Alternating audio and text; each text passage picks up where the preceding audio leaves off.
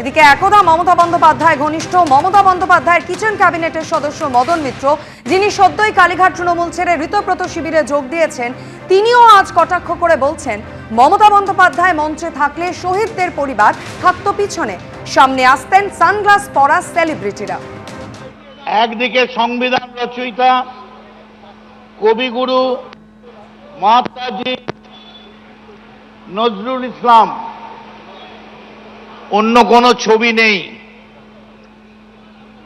আজকের এই ব্যানারটার জন্য আমি সবার আগে যাকে কোটি কোটি সালাম জানাই, তার নাম বাংলার প্রাক্তন মুখ্যমন্ত্রী মমতা বন্দ্যোপাধ্যায়। তার কারণ, আপনি না থাকলে তৃণমূল কংগ্রেস এই চেহারা আজকে পেতে পারত না।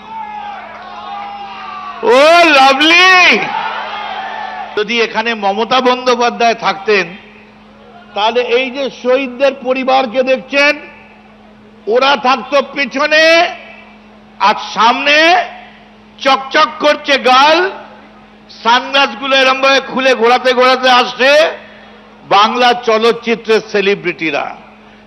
শুনে রেখে দিন মমতা বন্দ্যোপাধ্যায়, আমার এই গলার আওয়াজ যদি আপনার কাছে পৌঁছয়, আপনাকে সেলিব্রিটি বাংলার মুখ্যমন্ত্রী অভিষেক বানায়নি, আপনাকে বাংলার মুখ্যমন্ত্রী কোন সেলিব্রিটি বানায়নি।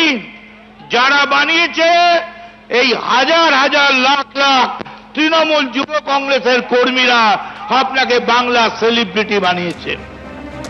একদিকে যখন 21শে জুলাই সভায় নাচ গান নিয়ে আক্রমণ শানিয়েছেন বিরোধী দলনেতা ঋতব্রত বন্দ্যোপাধ্যায়, পাল্টা মমতা বন্দ্যোপাধ্যায় বলছেন আমাদের 21শে জুলাই সভায় নাকি নাচ গান হয়, গান ছাড়া পুরো আন্দোলন হয়, শহীদ তর্পণ হয়। বলছে আমাদের মিটিং এ নাকি গানা বাজনা হয়। আরে গান ছাড়া কোনো আন্দোলন হয়, শহীদ তর্পণ হয়?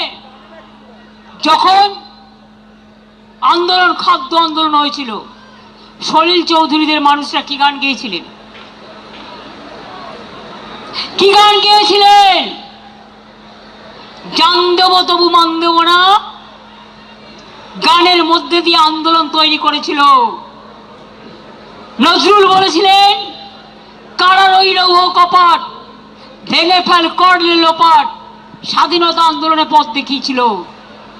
রবীন্দ্রনাথ ঠাকুর বললেন আমার মাথা নত করে দাও হে তোমার চরণ ধুলার তলে, সকল অহংকারে আমার ডুবাও চোখের জলে, আমি ভয় করব না, ভয় করব না। আর বিজেপি কি জেনে রেখো, তোমাদের বালিশ পালিশ করবে না আসল তৃণমূল কংগ্রেস, যারা জীবন দিয়ে লড়াই করেছে। এবিপি আনন্দ, এগিয়ে থাকে, এগিয়ে রাখে।